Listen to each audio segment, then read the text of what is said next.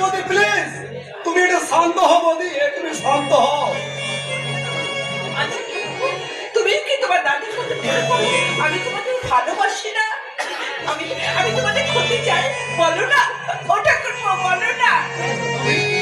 তুমি কি আমাদের দেখবে বৌদি, তুমি কি আমাদের ক্ষতি চাইতে পারো?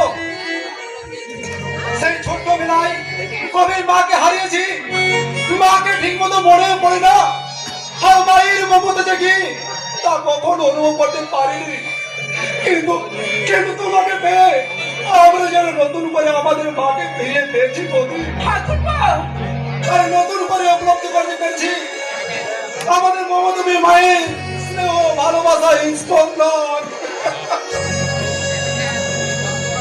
তুমি ভাগ্যবান, তুমি তাই মাকে হারিয়ে মা পেয়েছো। আমি যে আমার মাকে অকালে হারানোর আশঙ্কায় অস্থির হয়ে উঠেছি। বলছিস মোহন, কি হয়েছে আমার মায়ের? চুপ করে থাকিস না, আমার কাছে আয়, বল মা বল। ভালো নেই রে দিদি, মায়ের একটা কঠিন অসুখ করেছে। ডাক্তারবাবু বলেছে 7 দিনের মধ্যে অপারেশন না করলে মাকে হয়তো বাঁচানো যাবে না।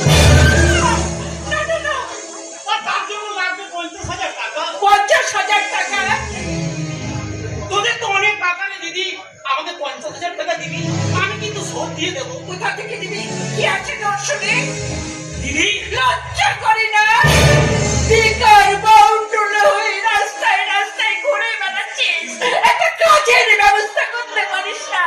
আজকে মায়ের চিকিৎসার টাকা জোগাড় করতে না পেরে আমার কাছে এসেছিস হাত পেতে ভিক্ষা করতে।